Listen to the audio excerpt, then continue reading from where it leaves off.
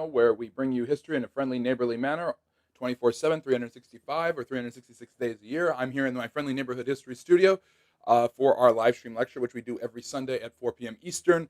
And I'm happy to present to you today's topic voted on by you here exclusively on YouTube. And that is the Qing dynasty, the last major imperial dynasty of China, and and the decline of the Chinese imperial system, the overthrow of the empire, and the creation of a Chinese government that eventually became the People's Republic of China. And we are going to be covering a lot of history all throughout a long period of time, starting way back in the 15th century, all the way until, with special emphasis on the Qing dynasty that came to power in the middle of the 17th century, all the way until the beginning of the 20th century. And then we'll talk a little bit about China after the fall of its empire. So there's a lot to discuss, a lot of good history, hopefully, here. Please make sure to like and subscribe if you enjoy this kind of content. And I won't be responding to the chat as much as I usually do, um, but we will be. But there may be time for Q&A at the very end, so be ready with that. I'm History Hefner, wearing my usual history smoking jacket that I always wear, that I try to wear as often as I can here at the Friendly Neighborhood History Channel. I'm doing well. I hope everybody else is having a really, really good Sunday and an excellent weekend. We'll be going live tomorrow on TikTok for the first time ever for a Q&A, probably a short 30-minute one about 4 p.m. Eastern tomorrow. I'm really, really looking forward to that with all of you. And then, of course, join us on Wednesday for our special live stream lecture at 8 p.m. Eastern, which will replace next week's live stream lecture. So we won't be having a live stream lecture next Sunday at 8 p.m. Eastern to discuss the history of Thanksgiving, something I have done before, but I'm happy to do again with all of you great people as we get ready for one of America's most popular holidays. And, of course, Thanksgiving is celebrated in more than just the United States, but the United States version is probably the most well-known one. So anyways, we are discussing the fall and decline of the Chinese imperial system. And of course, it goes without saying that China, all throughout its history, has had some sort of imperial system that it has um, adhered to. China was an empire even before China was really a thing. The development of the first Chinese civilization, the Shang, the Shan, thousands of years BC, 4,000 BC, corresponds with the rise of the Indus River people and the Mesopotamian civilizations of Sumeria, some of the most ancient and um, um, uh, most historic civilizations in all of history.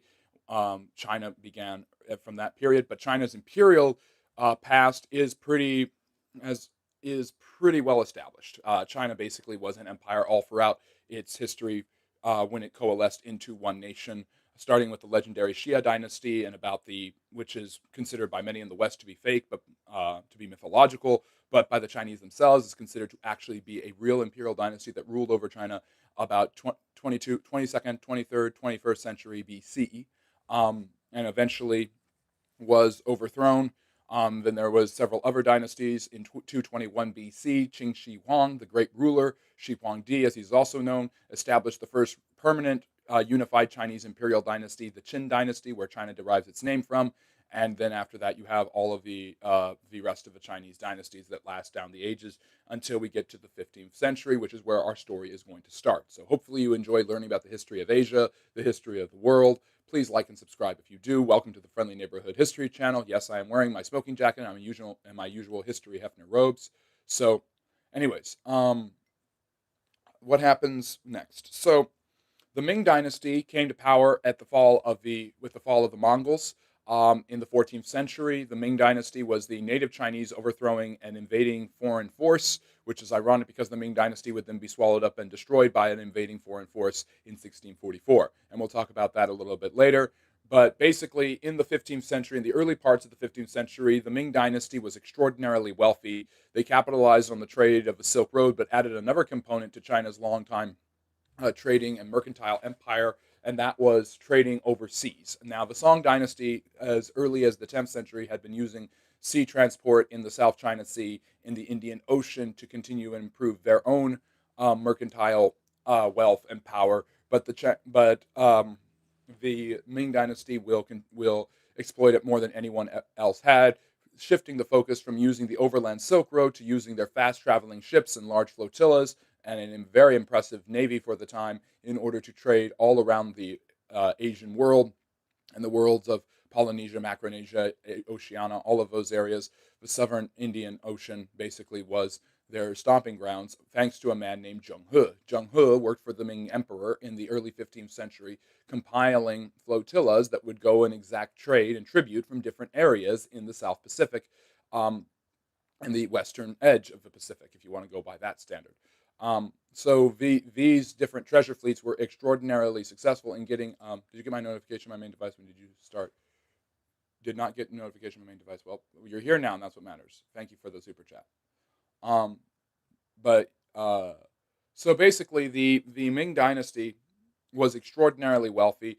They traded all sorts of goods that were always in high demand, and something that every Chinese imperial dynasty was an expert on, including the last one, the Qing, which we'll talk about today, was trading goods, was creating goods that would be very popular and highly desired in different areas of the world. Porcelain, vases, abacuses, pottery, um, different type writing, poetry. The Chinese created not just artistic, but works that were very popular, but clay,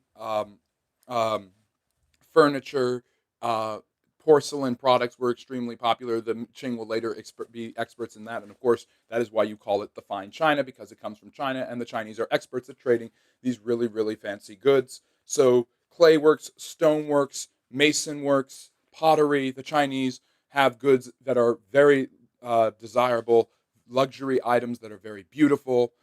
They have art, um, writings, prints, all calligraphy, all sorts of things that are very, very popular all throughout the world and are traded quite often. So the Chinese are just as good at trading necessary goods, such as food and supplies, as they are at trading fine fine crafted items and things of that nature, and something that they had done for an extraordinarily long time. The Ming Dynasty was perhaps the best dynasty at this. Their pottery is legendary. Their artworks are some of the most well known, and perhaps China was at its wealthiest and mercantile uh, and most coveted position from a mercantile standpoint during the Ming Dynasty, particularly during the treasure fleets of Zheng He, where trading these goods was something that the Chinese did vociferously all throughout the southern part of the Indian Ocean and in the Western Pacific.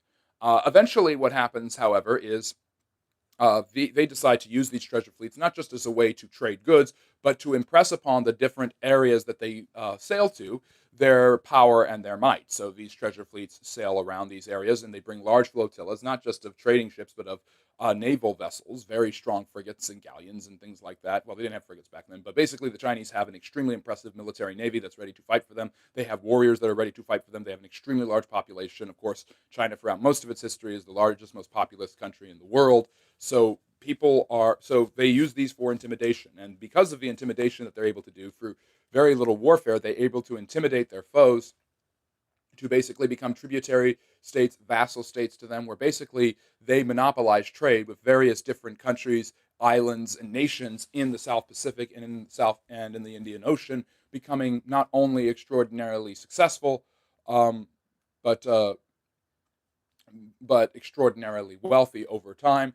And it seems like they continue to expand, going from island to island, exacting tribute and growing the influence and power of the Ming Dynasty, growing the wealth of the Ming Dynasty, and basically ensuring the world that when it comes to the East, when it comes to the Orient, the Chinese are the most powerful in the world, and everybody will know about These expansions and explorations could have easily continued and taken them all the way to the Americas decades before Columbus ever arrived if they hadn't come to a stop in 1433 with the death of Zheng He. Zheng He was the admiral, naval commander, and economist and court official trained in the Confucian manner, which is something that the Chinese are known for doing throughout all imperial dynasties. Confucianism was one of the most powerful philosophical schools of thought, and entering the government was dependent upon being an expert in Confucian ethics and civil government.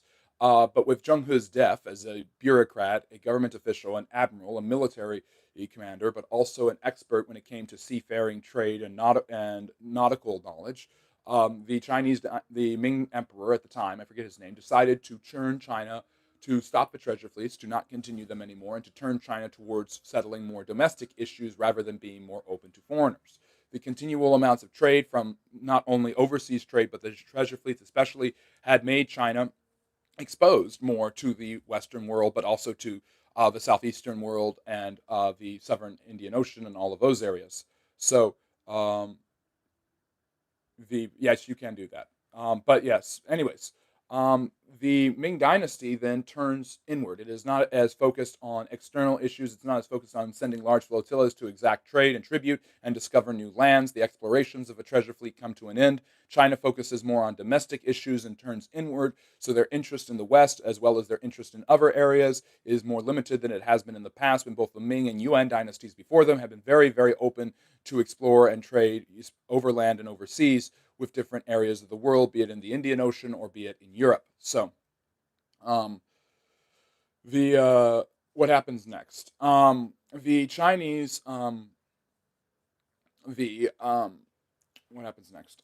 This decision to turn inward and to focus on domestic issues will eventually be costly for China's international prestige. It's very, very possible, once again, that China could have easily been just as powerful and influential in the colonization of the New World as the Europeans would be later on, and perhaps even more so because they were clearly the more wealthy and populous civilization. They had a large empire compared to these European countries, which were fledgling and fighting each other for influence and domination on the continent, while also being worried about their Muslim foes in the east, namely the Ottoman Turks.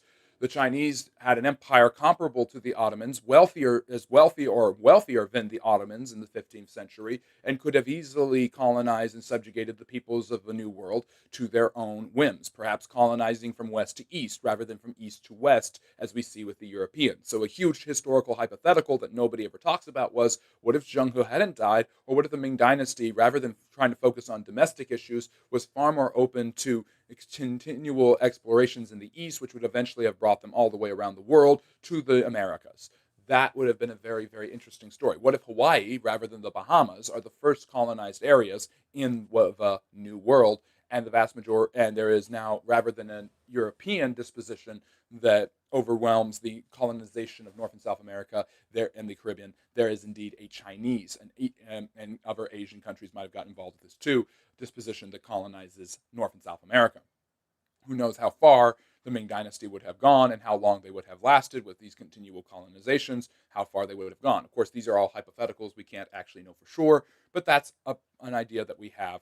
Um, that's a potential hypothetical that's quite interesting. And this brings up a fascinating reality of Chinese imperial history. China, as long as it has existed, has wanted to have empires. It's wanted to have extreme amounts of power, and it has wanted to be the predominant power in the in East Asia. Of course, once again, the Mandate of Heaven, which was a huge part of Chinese imperial lore and philosophy, basically said that a good empire would continue until bad events proved that it was no longer a good empire and no longer had the right to dominate the world.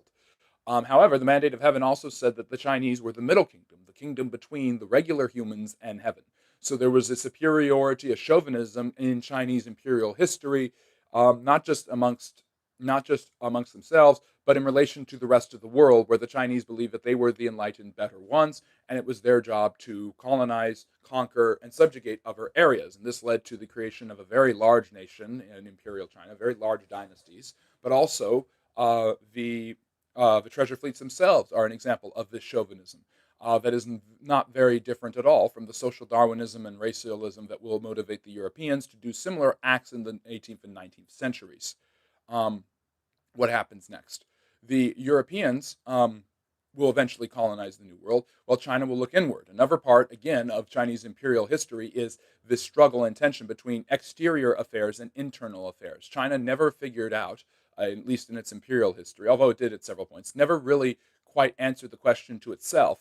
Do you want to focus on interior matters or external matters, or can you balance both of them? Now, some of China's greatest rulers were very, very good at handling both. We'll talk about some of them in a second. But the Ming Dynasty decides that it doesn't want to handle both. It doesn't want to think about exterior issues. That handling exterior issues and continual interactions with outsiders corrupts what is good and pure and wonderful about China itself. And this, again, probably ties back to that whole Mandate of Heaven thing. The idea of yourself as the Middle Kingdom, exposing yourself to others that are not between you and heaven, who are below on the rest of the world, basically, gives you the risk of becoming corrupted like them, not of just conquering, colonizing, subjugating, and controlling them, but of also being corrupted by their ways, styles, fashions, ideas, economic philosophies, and the rest of it. And this will be a huge issue for the Qing dynasty later on with the British in particular. So this tension of how much exposure do we want to the outside world, how much do we focus on our interior matters, and how much does the outside world corrupt us, has happened before in Chinese imperial history. It will happen again with the Qing dynasty. It will arguably happen again during the Chinese Communist Revolution and the Chinese People's Republic of China, which continues to struggle with this question, I would argue, all the way up to their geopolitical situation today, where they have basically decided that if we're going to be exposed, if we're going to expose ourselves to the outside world, then we are going to seek to dominate it, which is kind of what the Ming dynasty was doing under Zheng He and the treasure fleets and those early flotillas in the early 15th century. And thank you for liking the smoking jacket. It turns me into History Hefner. Hopefully you're enjoying what you are hearing. If you do, please like and subscribe. This is Emperor, and by the way, the woman in my background is the mother Empress Dowager, one of the most famous imperial rulers who didn't actually have political rule. There's only been one official Chinese, of all the centuries, millennia of the Chinese empires, there's only been one female emperor in Chinese history who ruled on her own. This is the queen. This is the Empress Dowager. She is the regent of Puyi, the last Chinese emperor. Her name is Su Qi, Cixi, Su Qi. And she is the one who motivates China to throw off the foreign invaders during the Boxer Rebellion, which I'll talk about a little bit later on. I'll get to all of that, but good question. I will answer questions near the end of the live stream if we have time. So the Ming dynasty turns inward. They become insular. This leads to a decline in the Ming dynasty, the inability to receive goods and tribute from exterior states and colonies leads to stagnation and eventually leads to weakness within the Ming dynasty. Now, the Ming dynasty was a native Chinese dynasty who had overthrown the Mongols. However, that does not mean they had won the mandate of heaven that way from a Chinese political philosophical lens. However, that doesn't mean just because they were Chinese that they were going to hold on to this before. Chinese dynasties had come and gone. Many of the Chinese dynasties last for about 2 to 2.5 centuries and then are overthrown. There's a period of civil war and rebellion or division within different kingdoms or different states trying to control power. Trying to amass as much power as they can. This usually lasts up to a century, and then a new imperial dynasty receives the mandate of heaven and takes over the government. So this has happened time and time again by the time the Ming are in power. However, the Ming will see this happen to themselves. They will also lose the mandate of heaven and be thrown out on their ear, but they will be thrown out on their ear not by other Chinese, but by foreign invaders. In 1644, these people are called the Manchu. Now, the Manchu are from the northeastern part of China. Manchuria is named after them. They have their own language, their own style, their own culture. They are Chinese. They are Chinese-like, but they are not Chinese directly. They are not native Chinese people. However, they have the military prowess and the military power that the Mongols had centuries ago in order to defeat a Chinese imperial dynasty that is a domestic power. So the mandate of heaven is lost and is picked up by these foreign invaders, the Manchus, who basically led by their leader Manchu. See, all the names are kind of the same. Again, Qing is the name of the first Chinese emperor. That's why China is named China. All of it is combined together with the first Chinese imperial dynasty. Officially, they had a unified country. It's called Qin. It's all connected to each other. So the Chinese, the Manchu establish a new dynasty that takes over China, and they call themselves the Qing, Qing, not Qin. Qing. And this is the last Chinese imperial dynasty, and it will last for about 200 and almost 70 years, 1644 to 1911. Now, the Qing dynasty is the last imperial dynasty of China, so you think that everything goes wrong. But if you can rule over a country for more than 2.5 centuries, you obviously have a period of peace and stability and prosperity, and it's no different than the Qing dynasty themselves. Oh, thank you so much. I really appreciate that, Amir. A $20 super chat for the computer fund. The new laptop, which will allow me to do more content, more reaction videos, stuff I haven't been able to do since I had to give up, since my old laptop was given away. That will help me a lot. I really appreciate it. But I got a new laptop. It's coming today, and that'll allow me to do more creative content here on the channel that I haven't been able to do in a while. Let me take a sip of coffee, and we'll keep going. And just to say, any money you give to this channel goes towards the channel.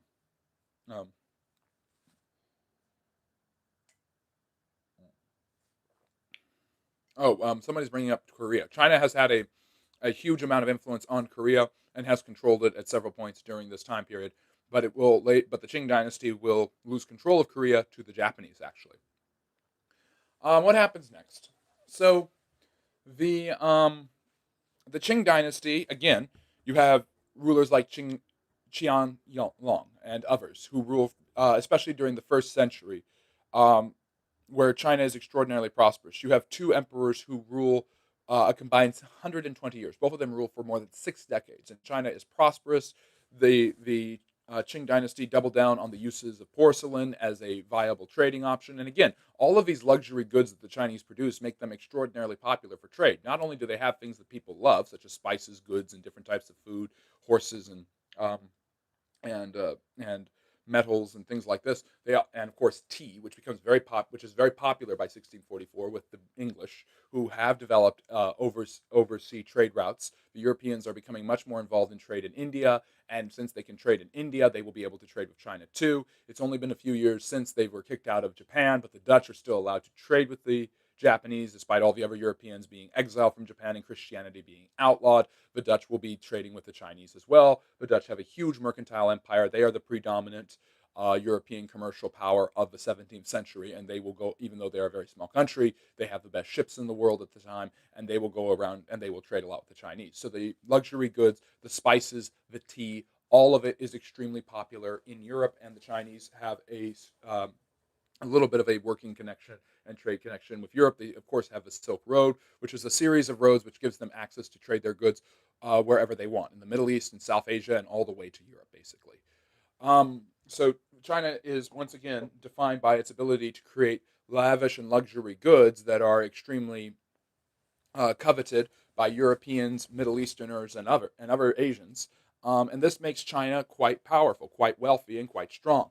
And the Qing dynasty at first succeeds, and this is a lesson in the openness to trade, and the lesson in openness to be exposed to other ideas, and to the West, and to external, non-domestic uh, uh, relationships. China, it does create and form economic ties and bonds with other nations throughout the world, including the Europeans, during the height of the Qing dynasty. So for the first century and a half, the Qing dynasty is extremely prosperous. They double down on fine china, they double down on porcelain, they double down on the tea trade, and they continue to grow, and China seems to be doing quite well. Also, the Qing dynasty expand the land holdings of the Chinese during this time, as every empire had done before. China has become extremely large. It's the largest country in East Asia, and it is, of course, the most populous nation in the world during this time and afterwards. China only recently lost the most populous nation in the world to India, but that's something that China has always had: a huge amount of manpower and a huge amount of land that has allowed it to basically produce as much as it has, making it one of the most desirable and most coveted, sought after trade partners in all of the world. What happens next? So, the Qing dynasty is eventually the Europeans' relationship changes. Their desire to trade eventually becomes a desire to exploit. The same way the British have been successful in the middle of the 18th century in conquering large sections of India, taking away French and Dutch influences, and also taking away more and more autonomy from the dying Indian empire known as the Mughals. They seek similar relationships with the Chinese and to create a sphere of influence in China. They know they cannot ever conquer or colonize China, and the British never successfully do colonize China, but they are going to be the first ones to start pitching their tents in seeking what they will consider mutually beneficial relationships where they trade British goods and items and services, um, gaining more and more economic, cultural, and political influence, while also, of course, accessing Chinese goods, most notably tea, which is what they love. The British will be experts at. The British have become the experts of trade at this point. This is the late 18th, early 19th centuries. Um, and the Qing dynasty is at first very open to the idea of trading with the Europeans because it is quite a lucrative feat that gets them a lot of goods and a lot of money. Um, but the British do not just trade for tea and other goods. Something that the British have that they've cultivated from poppy seeds, which becomes popular amongst certain sectors of the Chinese population, and which holds back China's development. China does not experience the Industrial Revolution until the 20th century, the way the Europeans do. A huge thing that really holds back Chinese um, development and growth is the opium addiction that becomes quite popular. Opium dens spring up all over China at this time, and the Qing dynasty, which has become close with the British East India Company, which has become close with British economic interests, is seen as a traitor in many ways to the purity of the Chinese people. They are many conservatives see in China, in the Chinese government, in the civil bureaucracy, and other facets of Chinese life, see the Qing dynasty selling themselves and selling the soul of China out to the British, uh, dumbing down and sedating the population with opium, which has an effect similar to morphine, um, which is extraordinarily addictive and extraordinarily dangerous for a lot of Chinese people, and the festering and the large amounts of wealth that are given from the British to the Chinese have created infestation of Western influence, drugs, and Western debauchery that is ruining the purity of China. This is a strong thought that will continue throughout the 19th century. Eventually, the Qing dynasty will decide to fight back against this. They fight two opium wars where they challenge the British sale of opium in China. They lose both of these wars. Once again, they have the overwhelming amounts of force, the larger manpower. They are fighting on their own home turf, yet they lose to the British. Now, the British do not take up huge amounts of land from the Chinese like they will from India when they win wars against them, but they are going to be interested. Um, they are going to be interested in um,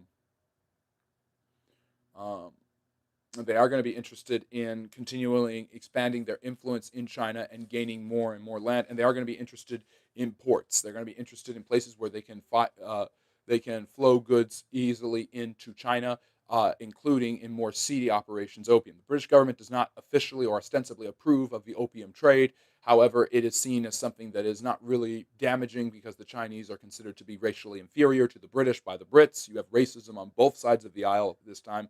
And of course, the Brits also will see the benefits of keeping the Chinese population sedated and kind of inferior in the sense of being able to fight back and stand up to them. A population that is sedated or addicted to something is generally much easier to control and work with than a population that is eager for revenge or alert and awake. So the British eventually, I think it's through the first Opium Wars, it might be the second Opium Wars, gained the main prize that they will get in colonizing China indirectly. It's a hegemonic colonization where they don't actually take any of the land, but they do take more and more influence, more and more power, and the Qing dynasty becomes more and more inferior to the British government. The British, of course, which I talked about in my live stream lecture last week, have a ceremonial monarchy. At this point, they have a figureheadship under Queen Victoria. It's still what's called the House of Hanover, but the British Parliament is the one calling all of the shots by this point. But they will take one major crown jewel in their crown, and that is the port city of Hong Kong, which will be controlled directly by the British for 60 years.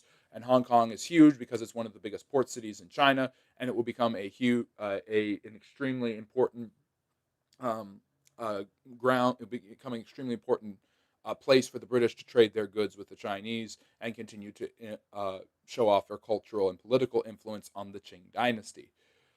So where are we now? We're in the middle of the 19th century, and Britain isn't the only empire developing. The Germans have recently decided that they will be an empire. The French have created their own empire. The Americans are growing in influence. They have just forced the Japanese to start trading. Japan undergoes an industrial revolution in order to catch up to the Europeans through what's called the Revolution. Um, Hong Kong Island, that's true. Yes, and then Hong Kong, yeah. There are the European empires, the predominant empires. Russia is also right next to China and has always wanted to gain more land and influence over China. It's the larger country, but it has a smaller population. So you have the Russian Empire, the French Empire, which is really the French Republic running an empire, the German Empire, the British Empire, and of course the American government, which is not an empire but does want to act like an empire in the latter half of the 19th century. So throughout the latter half of the 19th century, each of these countries will try to divide up areas of China to seek trade rights, cultural influence, and political alliance with. And this continually weakens the Qing dynasty. On the one end, the Qing dynasty has lost a lot of prestige in its own land. It has stagnated for a long time. Its desire to be insular and turned inwards has made it very weak. The British have been bullying it a lot, but now the French, Germans, Russians, and Americans are showing up to bully it in the same way. Of course, all the Europeans and Americans are acting under the premises of paternalism. Basically, the Chinese are inferior, racially. Their civilization is inferior, which is why they were so easily defeated in the Opium Wars, and why they can be taken advantage of through colonization. And because of that, they will not fight back against us. They are inferior. We have a right to educate and civilize these poor savages. And China isn't seen ever fully as savage in the European and American eyes as the Africans. China's history of the Silk Road, the luxury goods, Confucianism, all of the truth of the matter is that for most of its history, most of their competitive histories, China have been far more advanced, far more civilized, and far more wealthy than the Europeans. The Chinese were the first to use lead and glass and paper, for instance. So China has a much more established ancient history of civilization and development than the Europeans themselves do. And the Europeans and the Americans understand this, but they do see the Chinese as inferior. And the biggest proof of that is their civilization could not stand up to the might of the industrialized countries of the West. So therefore, they now have to pay through a subservient role where the Europeans will make them better because the Europeans are better racially and technologically and socially. So it's all part of what they believe. This isn't my philosophy, but yes. And my mug has coffee in it and says, "As I suspected, I was right all along." Almost the season for hot cocoa. Almost the season for hot cocoa. Yes, thank you for joining us and for spending your Sunday with us here during our live stream lecture. Again, please like and subscribe if you're enjoying what you're listening to, and I will answer questions later at the end. I'm going to have to charge my phone in a second, but I really appreciate everybody joining us here at the Friendly Neighborhood History Channel. So the Empire Strikes Back. That's the next part of the lecture, and this is the part that you probably are most familiar with. The Qing dynasty isn't going to lay down forever. It's sick and tired of more and more of its land, more and more of its wealth, more and more of its resources being taken over by the Europeans and the encroaching influence of the Americans. The Japanese also, once they industrialize, are much more interested in colonizing China. Of course, punishing China and making China weak is something that Japan has been trying to do for centuries. And usually the power balance is China has all of the cards in its hand, and Japan, because it's an island, is able to basically kind of on its own be independent and keep itself fully from becoming part of the Chinese sphere of influence. So because of its island status, Japan is resistant to many Chinese encroachments, but that doesn't mean China doesn't try, and it doesn't mean that China is not overpowered against Japan, because they certainly are. However, the Meiji Restoration, the choice to industrialize rather than to shut themselves off from the West, something that the Ming and then Qing dynasties had done pretty successfully. In fact, the Qing dynasty was open to the West, got screwed over by the West, and then when they decided to start becoming insular and shut down, the West overpowered them. And that's basically the story of China in the 19th century. But the Japanese had not been overpowered by the West. The Japanese had consolidated their political power, become industrialized, and become far more politically and militarily modern and Western than the Chinese ever could have hoped to be by the time of the end of the 19th century. Well, as I go to charge my phone, what happens next? Basically, the Chinese the Japanese decide that they will take on the Chinese with some approval from the Europeans. The Europeans will basically let this go.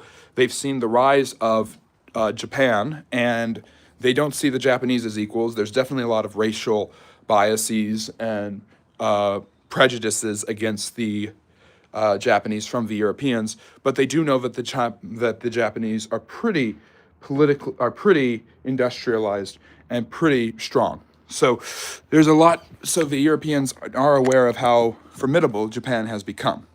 They don't think that they're equals, but they give them a test in a way with the first Sino-Japanese War. Sino referring to China. I don't know why it's called Sino. I think it might be because that's what the Japanese called the Chinese. All of this happens, by the way, when the Empress Dowager, who is the grandmother of the last Chinese emperor, her son is the emperor. And the first Sino-Japanese War goes very poorly for the Chinese. They are defeated massively. They are defeated overwhelmingly. And the Japanese take over Chosen, Korea, and several different areas there. 10 years later, the Russians will try to stop the Japanese encroachments into China and get more of the land from China and Korea. Japan will whip them in one of the worst defeats for a Western power at the hands of an Eastern empire in all of human history. This loss is humiliating to the Chinese, however, the Sino-Japanese War. The continual European influence, the decline of the Qing dynasty, the weakness of the bureaucracy, kleptocrats and corrupt government officials making deals with the Europeans, trying to get as much of the piece of the pie of the waning power of the Qing dynasty as possible, is humiliating to people who are patriotic for China, people who still believe in the mandate of heaven. And although the mandate, by all standards, has been lost by the Qing dynasty, Su Shi decides that that's not going to happen. She is the wife of the Chinese emperor. She is the grandmother of the current emperor, a young man named Pu Yi, who's too young to assume the throne, in 1898, I think. And so she decides that she will use China's ancient assets to its advantage. Now, in the Chinese capital of Peking, which we know as Beijing, it was originally the city of Chang'an. Peking is what the Europeans called it. I think the British. There is a certain sector, which similar to the Kremlin in Russia, in Moscow, that is called the Forbidden City, and it is forbidden because it is forbidden, I think, for commoners and Westerners to go into that city. I believe that's true. I think that's why it's forbidden. It is the area where the emperor and his court are held. It is the area where the emperor lives. It is forbidden to the commoners. It is forbidden to many people, and it is forbidden to the Europeans. And thank you, Ricky and Gaia Ham, for joining us. It's great to see so many friendly neighborhood historians. I'm not interacting too much, of course, because I'm doing my lecture, but I see you all in the chat.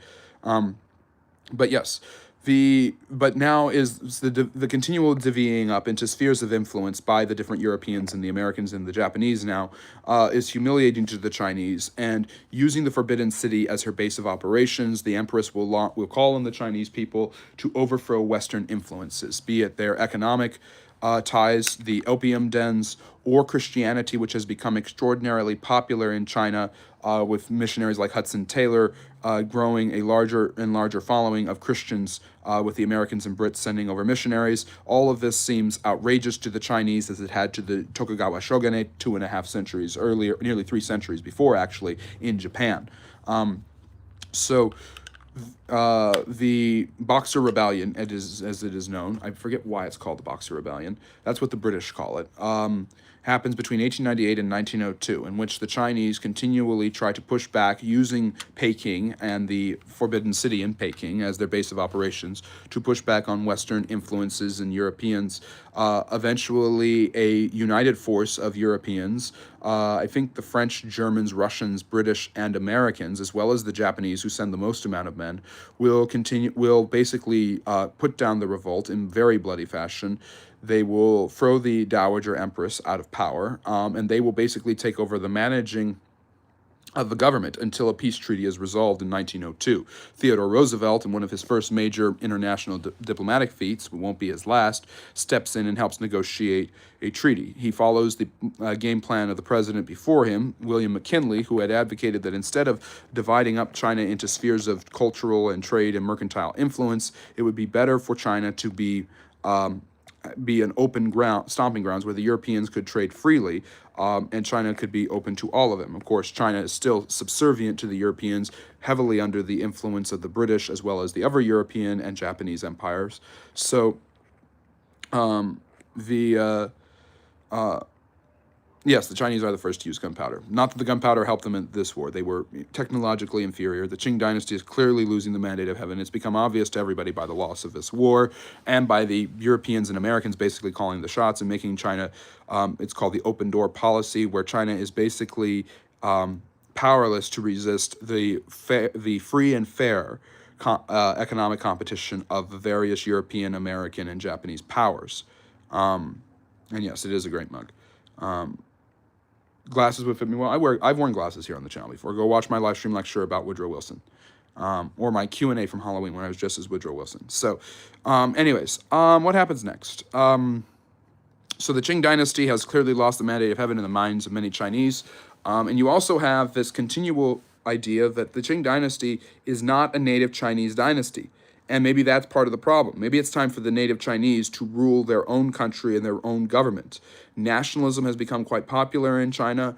Maybe the empire is an old idea. The ideas of democracy, liberalism, communism, socialism, nationalism, republicanism, all of these things that were extremely popular in Europe in the middle of the century have now made it to China at the beginning of the 20th century. and will continually influence China for the next 45 years, creating a political debate that will be settled with a civil war, a long civil war.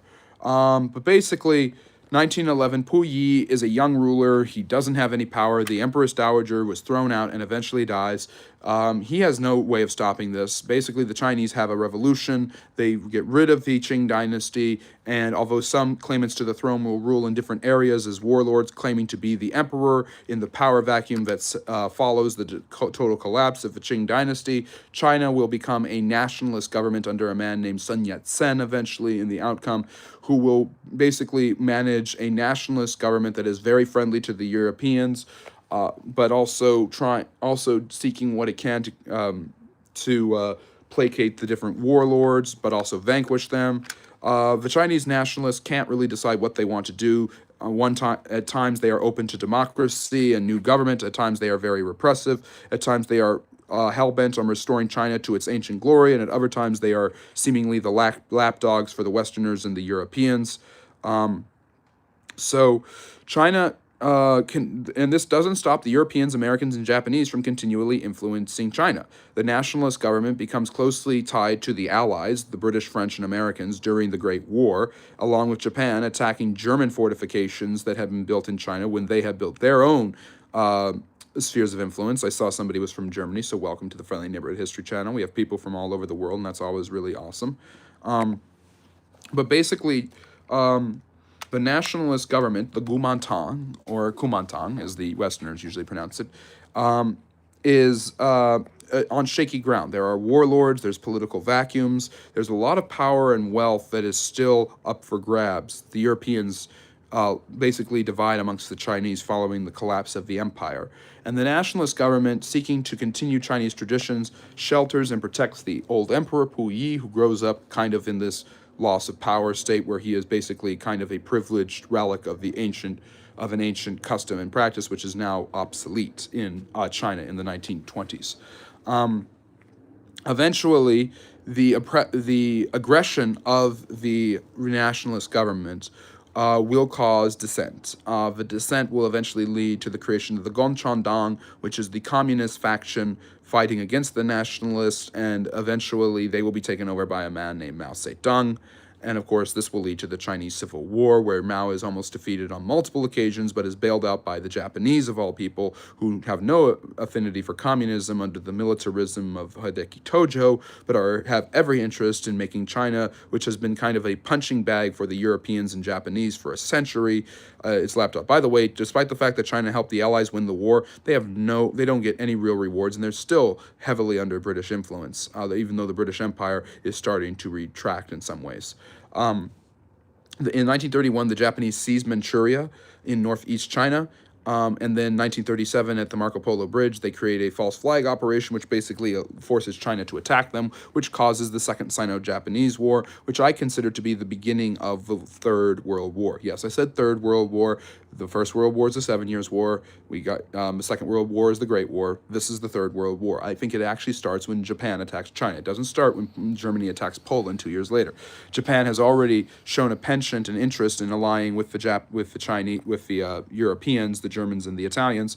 This interrupts the Chinese Civil War and forces both Mao and the leader of the nationalists, a man named Jiang Jieshi, which we know in the West as Chiang Kai-shek, to work together to fight against them and basically ally with the Europeans, the Western Europeans, the Allies, the Americans as much as possible. They get a lot of support from the British, who sent forces eventually into China to help the Chinese fight against the Japanese on several occasions.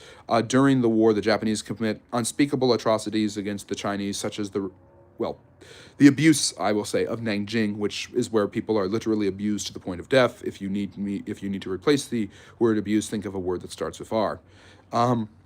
So the horrifying atrocities of Chinese prisoners of war in Unit 731, the atrocities at Nanjing, and Japan's continual brutality against the Chinese, serve as horrifying examples of war crimes, but also is a rallying cry for the Chinese. And Mao, who will become a great enemy of the West as a communist dictator of East Asia, is actually supported by the West at first, the British and the Americans, because he is a bulwark against the Japanese, their direct foe at the time. Yes. yeah, most historians are wrong. Why are you even bringing up the War of 1812?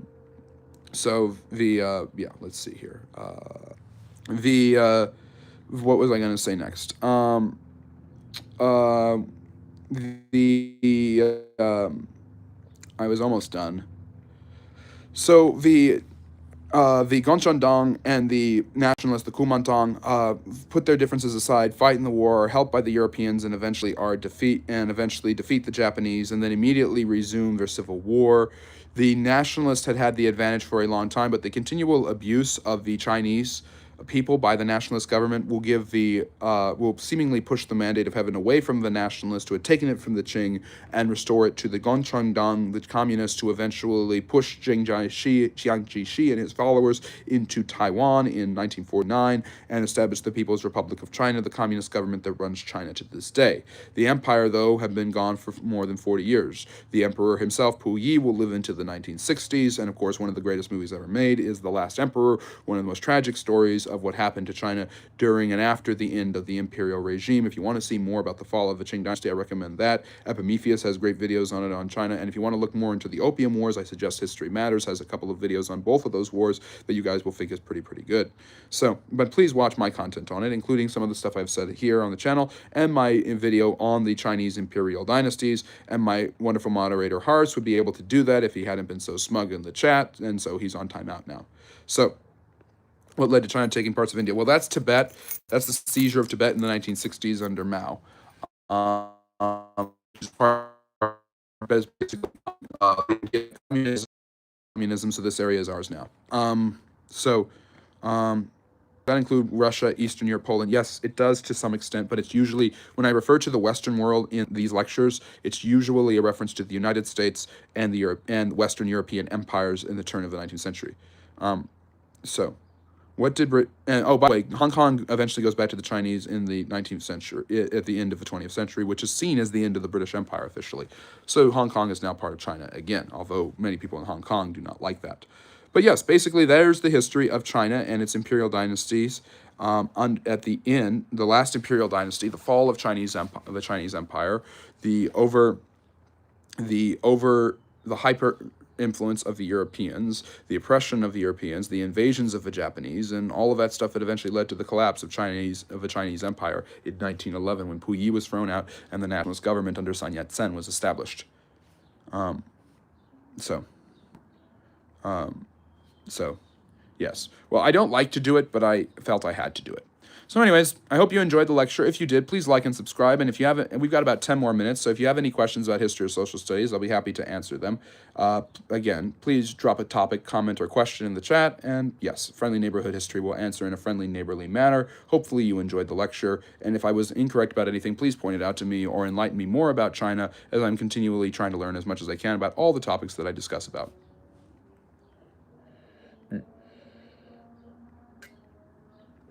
Yes, Tom, the R word applies to it, but Nanjing is considered unique because it was actually a strategy of, it was actually how they defeated them in that attack, in that campaign of the city of Nanjing. It was literally the weapon of war that was used. It was used by others at other times, but not in such a systematic way as the Japanese did at Nanjing in 1939. It's considered one of the most barbarous acts of warfare in human history. So yeah. Anyways, other questions? Let me see. The flooding in China, how many of their own did they kill to stop the Japanese? How many? I don't know. The Chinese have proven in many times in their history that they are perfectly okay with killing their own people. At least 800,000 killed with China flooding their own land to stop the Japanese. Was that a war crime? That's 3 times the amount of people killed in Nanjing. I'm sure, I mean, acts of that where you kill your own people, yes, the Chinese have had no problems doing it. That's almost like what Mao did, killing 40 million people. And did the flooding directly kill them? Did it destroy their crops? What did it do? Was it a direct drowning? You got to be specific about these things. Let me see here. Other questions? Questions about history or social studies? Drop them in the chat and I'll be happy to answer them. Millions more were impacted, estimated 3 to 5 million displaced. Not surprised. I'm not surprised by any of it. Why are you bringing it up like it's such a big deal? I am not surprised that the Chinese would do that to themselves. China, China, in addition to a chauvinistic attitude about themselves in relation to the world, China, like every society in the world, has struggled mightily with the entire idea of classism and class superiority.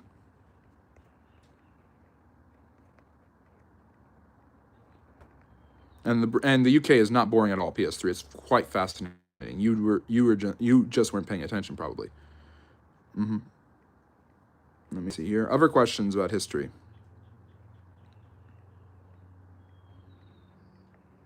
Let me see. Why did the U.S. force the UK to hand over all of Hong Kong against their will? It's part of a diplomatic strategy of neoliberalism. Neoliberalism and neoconservatism are the two major American foreign policy strategies taken on by Democrats and Republicans, respectively, over the last basically 80 years since the Cold War. The United States, neoconservatives believe that the United States chauvinistically is the best country in the world, so other societies would benefit by using the principles and ideas that the U.S. has. Neoliberals basically take the idea that that America should lead by proper example. If it can lead by proper example in achieving freedom, democracy, self-determination, all of these principles that come from Woodrow Wilson and FDR, if it can lead by example and get others to lead by example, then the world would be a better place. And it was neoliberal ideas under Bill Clinton that basically pushed the British to give up all of Hong Kong. And would you agree that the West made it their goal to destroy every monarchy and empire in the East? And they did. Not directly. Not directly. Using those empires, using those monarchies was a huge part of it. Working with them was a huge part of it. It's not just always negative, nefarious intention, scheming. It's not always that. It is a lot of that in many cases. Look at the Opium Wars and when I described how the British sedated the Chinese population. But it's not always the case. Do you know about the Polish-Lithuanian Commonwealth? If their golden age continued, could they be able to defeat Prussia, Austria, and Russia? Certainly. 17th century, the most powerful force in Eastern Europe is not Sweden or even Russia. It is the Polish-Lithuanian Commonwealth, which conquers a large amount of what is now Russia and controls the Baltic states as well as a significant portion. They're the ones that defeat the Ottomans and keep them from taking over Vienna. In 1686, I believe, King Jan Sobieski III, the Polish-Lithuanian Commonwealth was extremely powerful. And was probably arguably more powerful than Prussia and Russia at the time, but eventually was strong-armed by both of them and destroyed in the late 17th and 18th centuries. China has stamps papers when going between their mainland and both Hong Kong and Macau. Not surprised by that. Macau is another famous port city. I think the Portuguese controlled it and then the British did. Why did the U.S. take the Philippines from Spain when the reason they fought Spain was for Florida and Cuba? They already had Florida. They didn't want Cuba. Cuba's humanitarian crisis was how the journalists of the time, like Pulitzer and Hearst, manipulated the American government into going to war.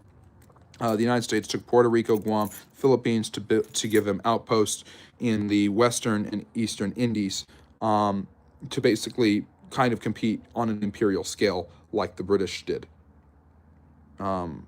Quick summary on Haiti and the slave revolution victory against the French. Supposedly, ostensibly, the French government was okay with Toussaint Louverture declaring independence. Napoleon tried to stop him, or Toussaint Louverture won, believe it or not, and gained independence for Haiti. I think 1803.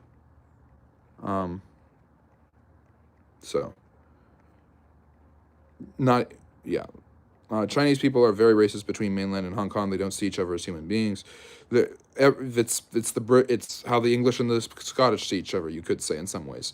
The Chinese have similar attitudes about the Koreans and Japanese, who have similar attitudes about the Chinese. This isn't a lecture talking about how bad China is. China is a wonderful and amazing society with a lot of great history in it, but just showing that discrimination, chauvinism, superiority, and airs of grandeur and airs of delusion are part of every culture, especially a long-time empire that has passed from dynasty to dynasty. Look at the Mandate of Heaven. Chinese people are very, okay, so Harry's arguing about British stuff. On the U.S. thing, good point. On the Polish point, nice, even though they were weakened. It was one-on-one instead of partitions. I could see even the weakened Polish-Lithuanian Commonwealth off Trump. Probably not. They also weren't as united as the Russian Empire by the beginning of the 18th century. Hello, Faraz. Yes, you can send me the article you wrote. I would love to read it. So, anyways, we got about 5 more minutes. More questions about history or social studies. Hopefully about China. Hopefully you enjoyed what you heard. What you learned something new. The rise of Asia for Asians was because of Western imperialism, but the downfall of China was due to their lack of unity because of the friction between the communists versus nationalists. Yes, but China was disunited by the Europeans in many ways in the 19th century. But Asia for Asians was a concept that had existed for a long time. China was had been insular on so many occasions, like the ending of the treasure fleets in the 15th century, and so adverse to outside influences from peoples they deemed inferior, including other Asian and Oriental peoples, that Asia for Asians predated any contact or any long-term contact with the Europeans. You're very welcome, Steve. For what I don't know, but you're very welcome. Yes, I would love to. If I like it enough, I'll put it on my Substack and give you some credit for it. That'll help both of us out. And you can follow my. Well, you can't follow. You can't see it right now because I had to time out one of the moderators. But oh well, he'll be back soon. And as I suspected, I was right all along.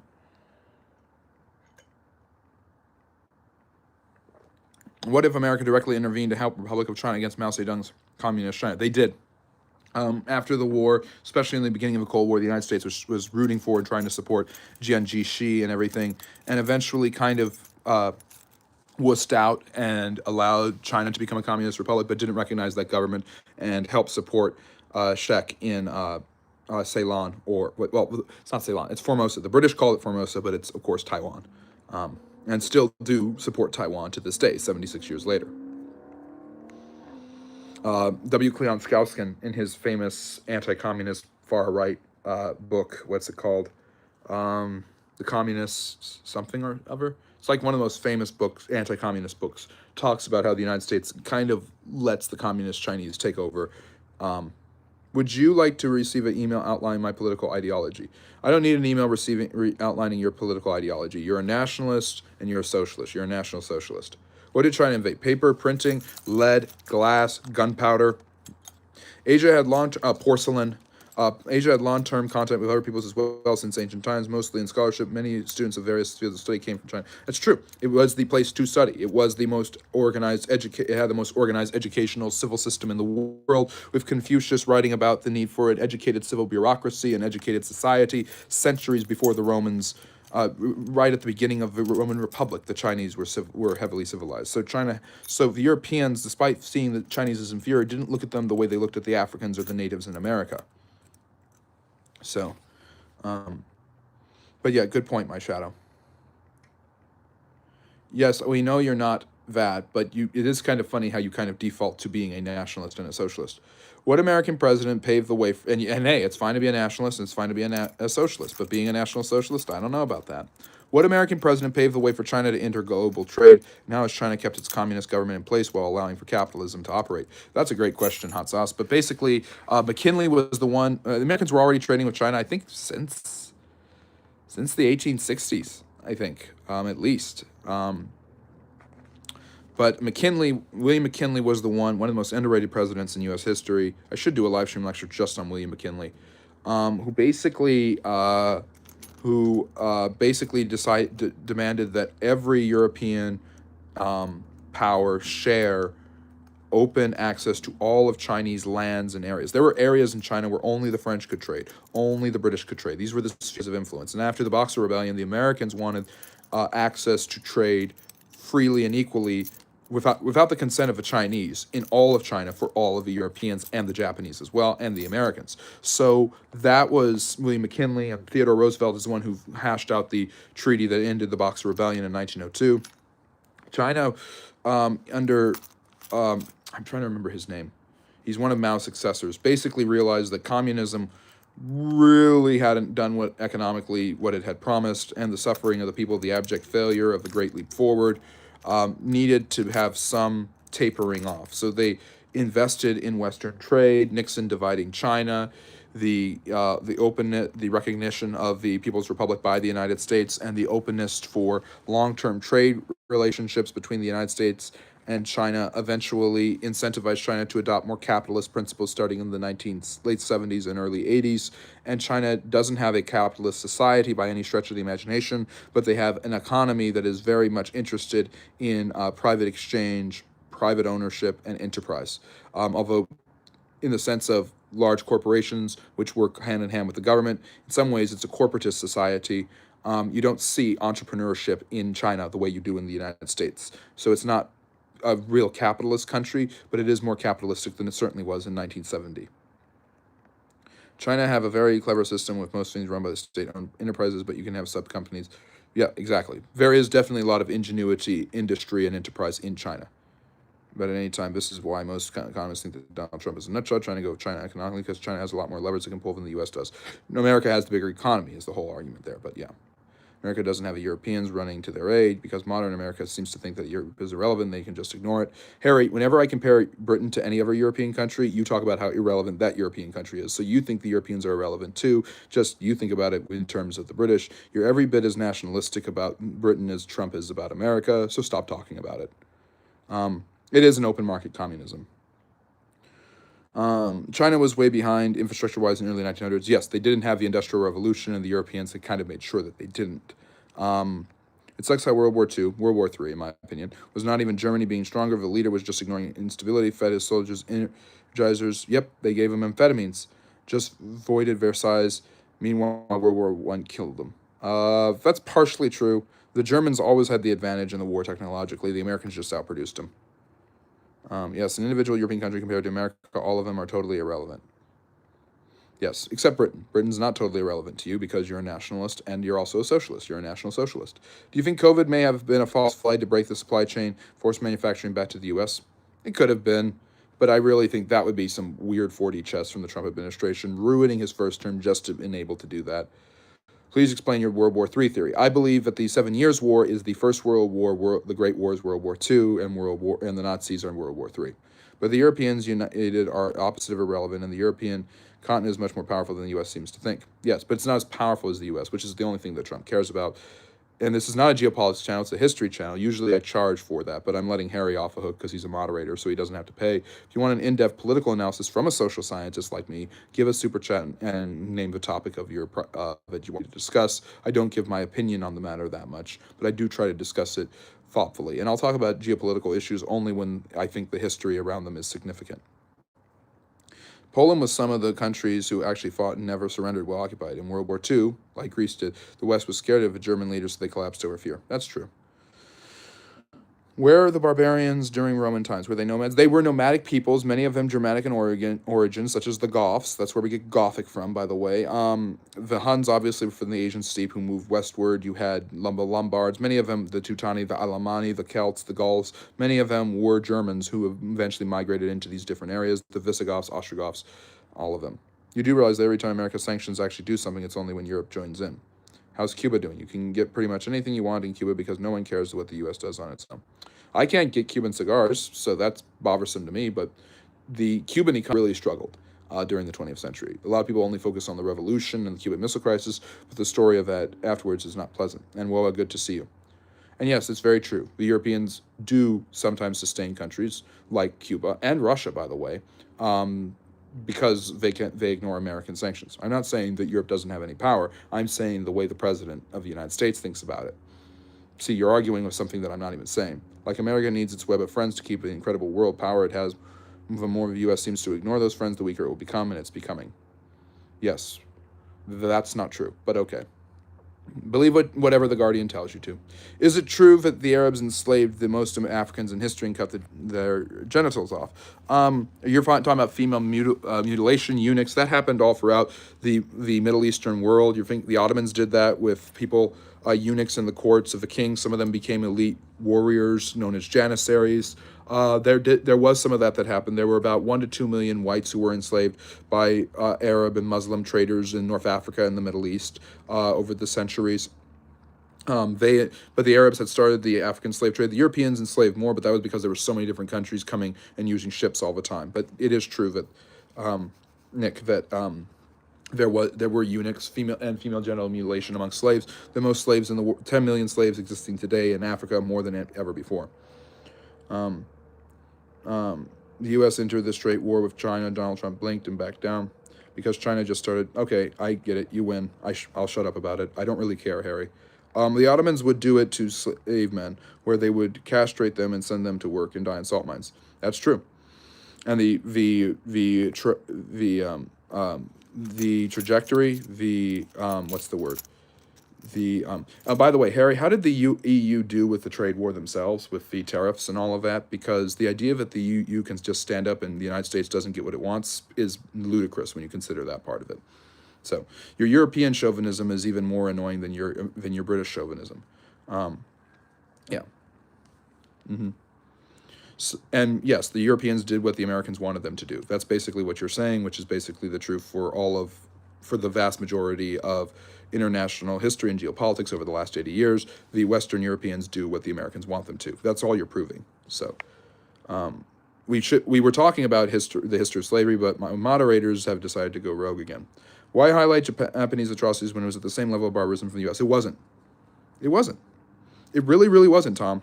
That's not even true. The United States did not use it on the mass scale systematically as a weapon of war the way the Japanese or the Soviets did. It's just not true. I'm not saying it didn't happen. I'm saying it didn't happen on the same scale, and it didn't happen systematically. Now, if you want to talk about firebombing Dresden or Tokyo, that's a possibility. But yeah, we didn't do what you wanted when it comes to China. We haven't done what you wanted when it comes to Russia and the Ukrainian war. We did more than what you wanted when it came to Israel and Gaza. Who's we? You mean the weak in French that you talk about, the Poles who are about to overlap the British in GDP?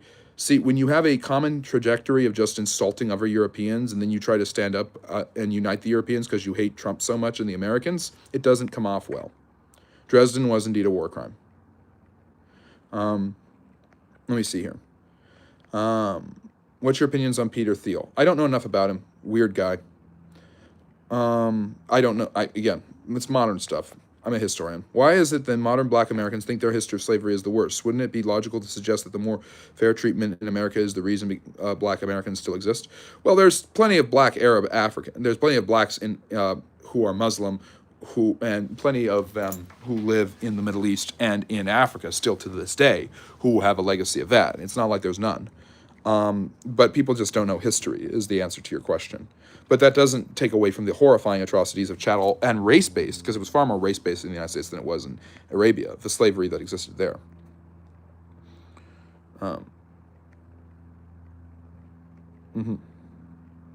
No, it's fun. No, I think you're the one who's obsessed with just Britain's great, the United States sucks, Trump is evil, and the Europeans are all bad unless I can use the Europeans to attack the Americans, which is funny because you just run down the Europeans when we're not talking about them in relation to the British. When was transhumanism founded by who? I don't know. It's an idea, I think, of humans living forever that has existed all throughout human history. Facts and Democrats were the KKK. Yes, and a lot of people would say those Democrats would be Republicans today. The TBH, UK ain't struggling too bad economically as they are a slowly growing economy, just the government sucks. That's not true. Second fastest growing economy in the G7. Not as fast as Poland, though. So, say it's true as much as I criticize each individual European country, Europe United is extremely powerful. Yes, I don't deny that. You're arguing with nothing. I don't disagree with anything you've said. Why a British nationalist would say America is bad? Aren't UK allies? Aren't their cultures 80% the same? Because nationalists don't know when to stop. Just ask the Germans in the 1930s.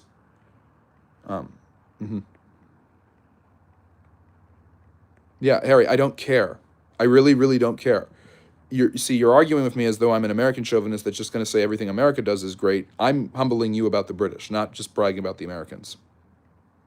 Today demonstrates are still racist. Now it's against white people. Some people are. Yes, Britain has a stable functioning constitution and a government that sucks right now. So you can take that for that what you will. It's not even a critique of your politics. It's just an analysis of what's happening. Me saying the British are struggling doesn't mean that you can just throw out, oh, but the Americans. That's just whataboutism and nonsense. I never said anything about the Americans. I'm not bragging about the Americans. As a Muslim, I've had a hard time believing that my ancestors did systematic slave trading, considering that my religion teaches the opposite. So what do I study to get information that you are saying? There are plenty of histories of the Arab slave trade before the Columbian Exchange begins, before the need for slavery for forced labor brings slaves to the New World. What do you study in specific? I'm not sure off the top of my head, but many historians have written on this topic of the Arab slave trade. And in Islam, you can enslave someone, you can't enslave fellow Muslims. And in the Sunni mind, Shiites are not fellow Muslims. Bad thing, Christians and Muslims and Jews and people of religious faiths, even no matter how sincere, peaceful you happen to be, or I happen to be, or anyone happens to be, do terrible things all the time. Uh-huh. Harry, I don't care. You're just bitter because America's better. And at this point I'm not even really arguing it. I'm just saying it because it triggers you.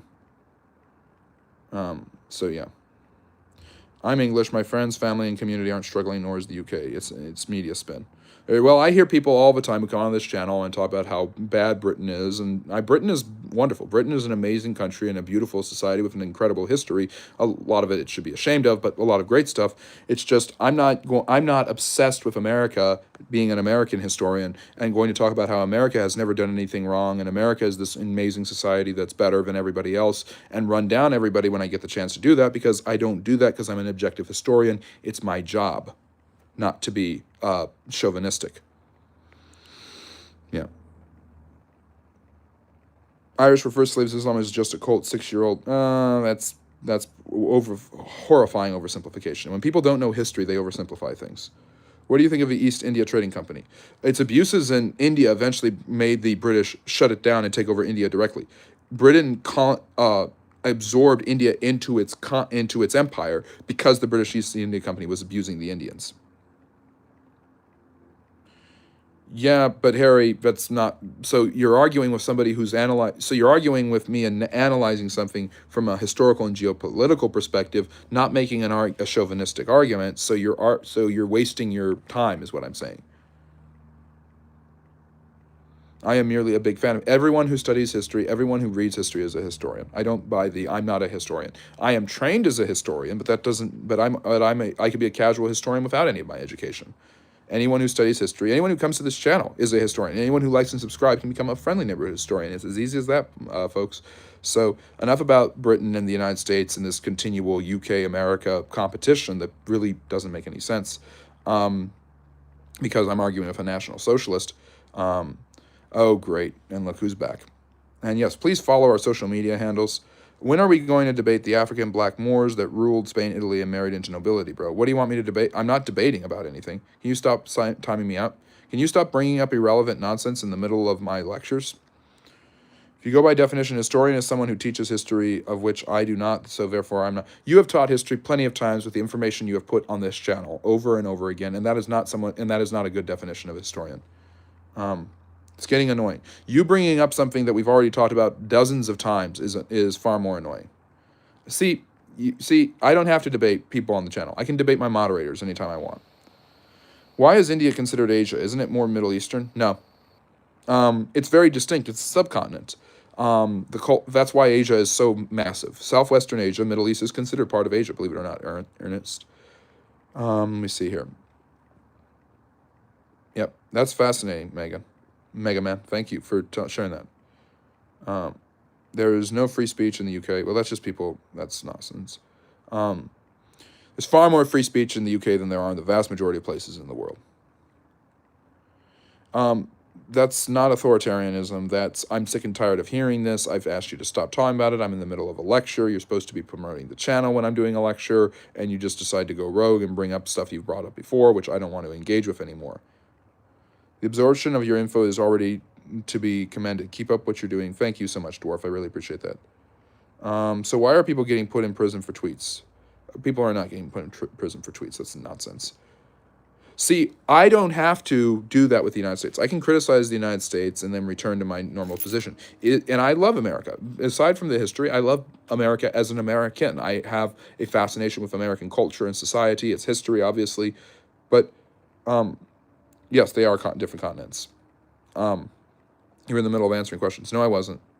I was in the middle of lecturing. I saw it in the lecture, and I stopped it in the lecture.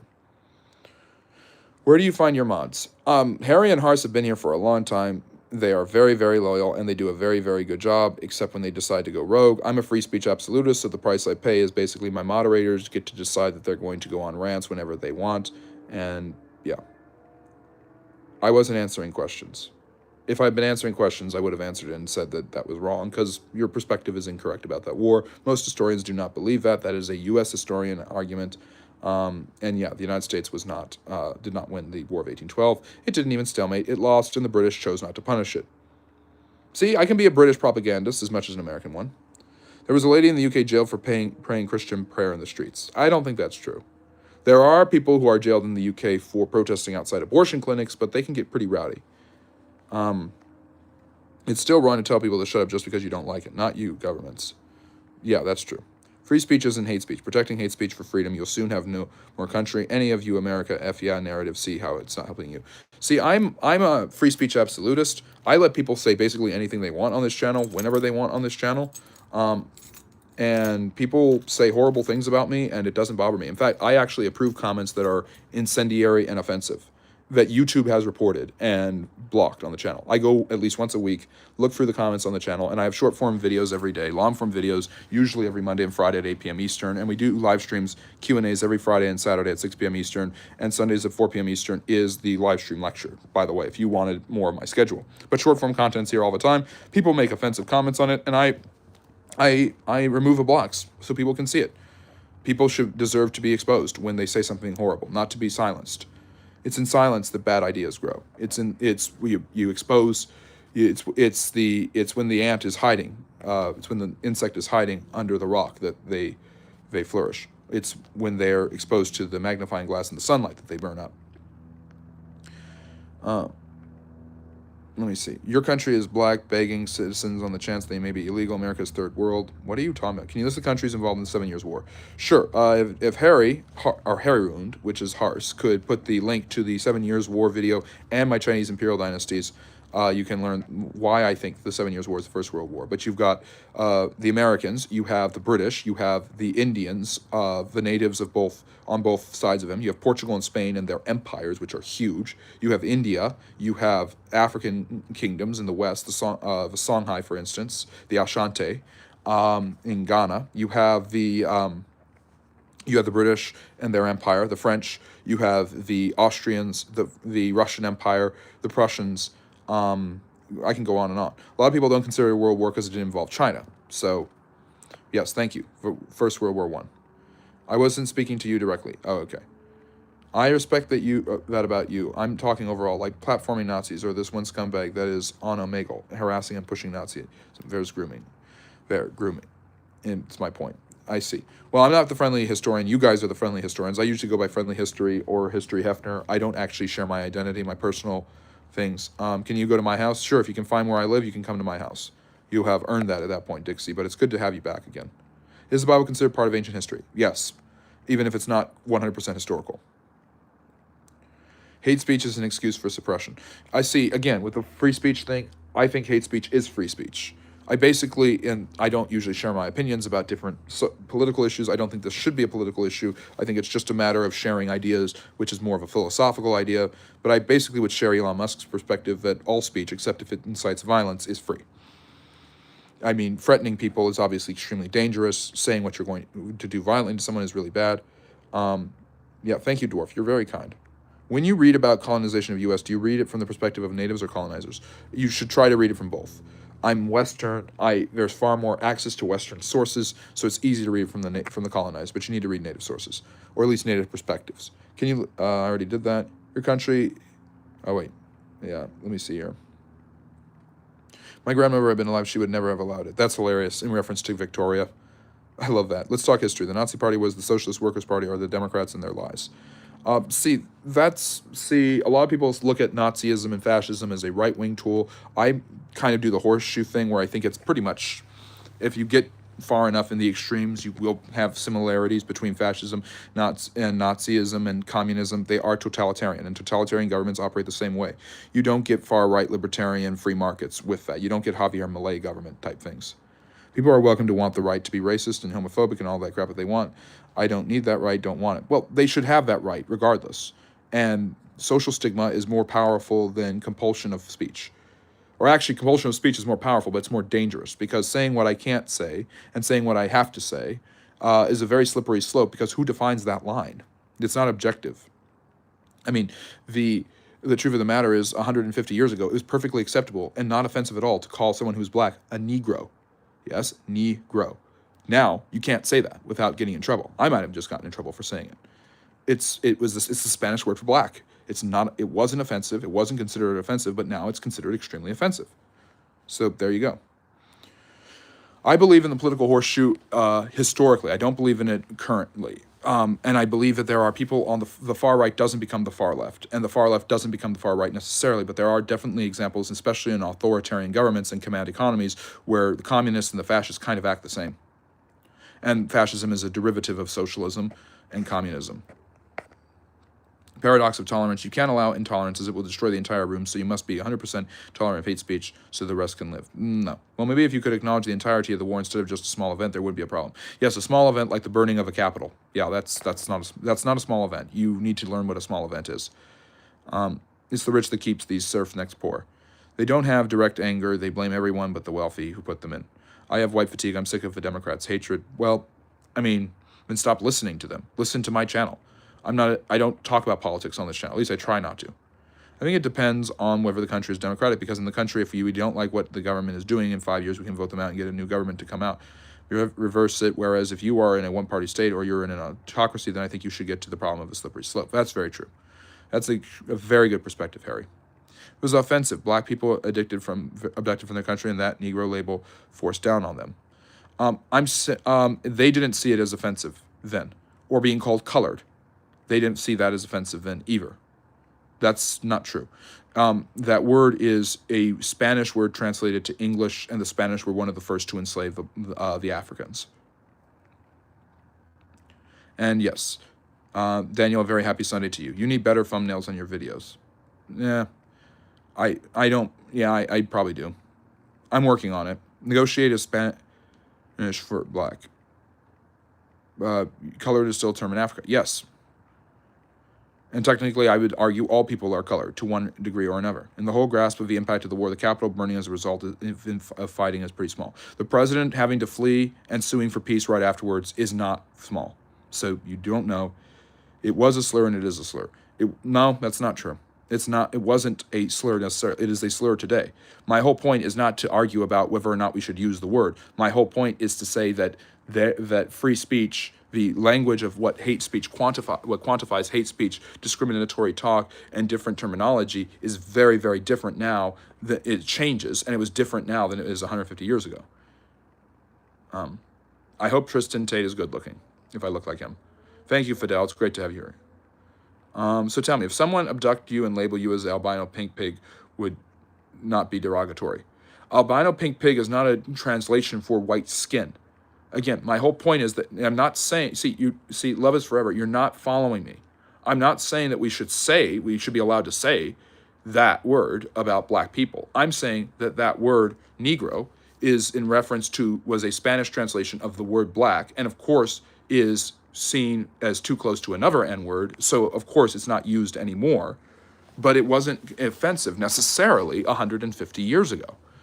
And that's because language changes, and the language we use, and things that are acceptable to call people at one point are extraordinarily insulting and derogatory at another point. So, again, it's so because of that, the definitions of hate speech are amorphous. They're nebulous. They change, and so it's not easy to define it one way or another. That's my whole point. You don't seem to be getting my whole point. My whole point is that hate speech, or what we define as hate speech, or derogatory, insulting rhetoric, changes, and therefore making rules on what you can and can't say is ludicrous, because it will always change. Let me see here. So, and hike, hello. Let me see. Yeah, he's talking about the origin of the word. Well, how it's used. I'm using the technical definition and explaining. He or she is not listening to what my actual point is. Where would you put Putin in political spectrum? I think he's on the I think he's a fascist on the far left. I think he's a leftist. I think he has a communist affinity for communism, but he's not a doctrinal communist. But he is on the left. But I don't. But he's also has enough. He has enough of the communist influence from the late Soviet Union to be very nationalistic about it. Yeah. Um, yes. Thank you, Hassan, for pointing out Harry's inconsistency. But majority of them brought up in the USA and white pilgrims came from Britain. Yes, that's true. The white pilgrims mainly came from Britain before there was a USA and before there were black slaves who were brought up in the USA. There were English Americans here in the what's now the United States in the British colonies 12 years at least, actually 30 years before there were African slaves. So yeah. So the impact of the war of 1812, the capital burning is small, but if you look at the war itself, it's bigger. Agree with me? Duh, of course a war is bigger than one event that happens in the war. Yes, the war is bigger. Yes, the last World War is greater than Hiroshima. What else happened in that war? The United States failed to invade Canada. Their navy was defeated on several occasions. The British overran them on several different occasions. They invaded their territories. They took over Detroit and other places. The United States won one petty battle at the end of the war and managed to hold off Fort McHenry offensive. That only happened because the American Navy was incompetent and couldn't hold the British at bay.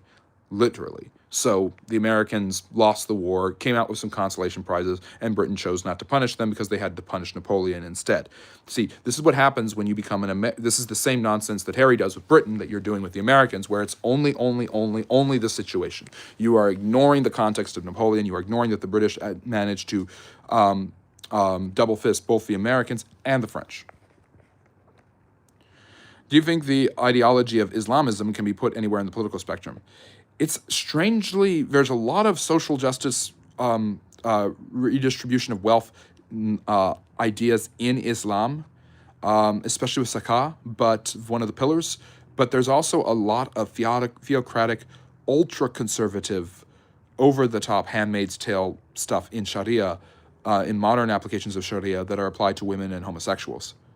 White in America means no history, no culture is what it is. People forget Hitler wanted to gas the Armenites for being mixed with other races back then Irish and English was. Well, yeah, and the Slavs, the Poles, the Romani gypsies, they were all targeted by the Nazis. They were white.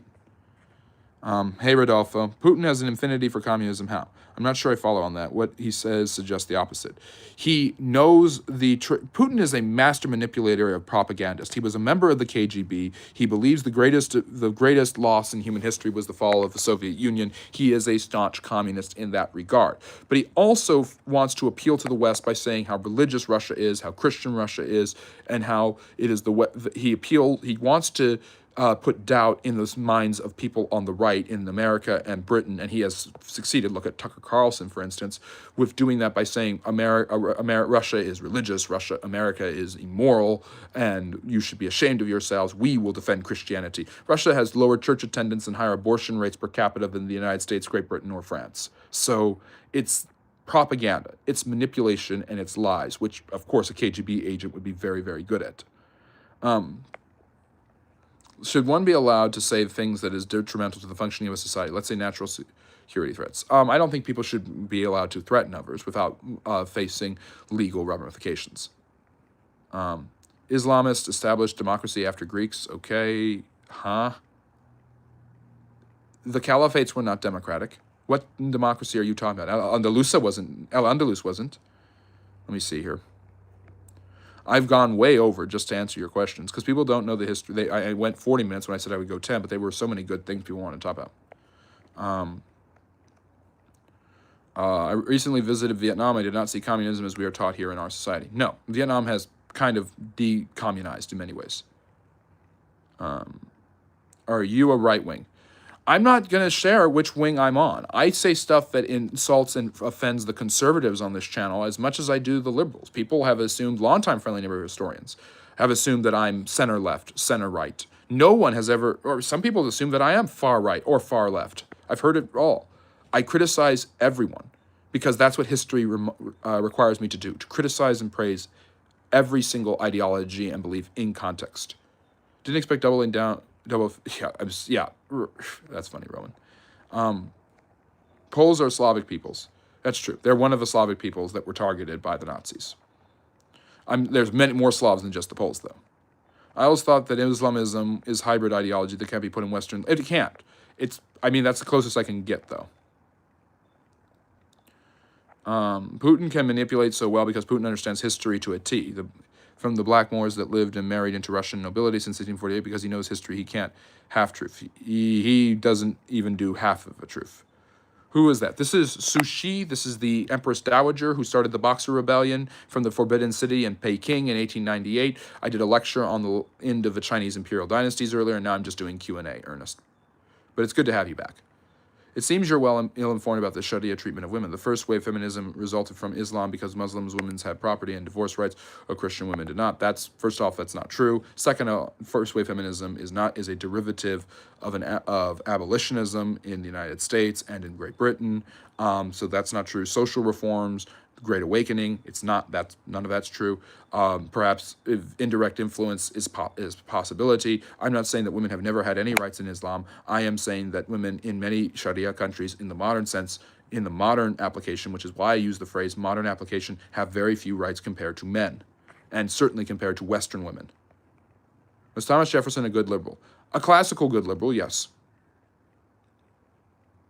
I do love whiskey.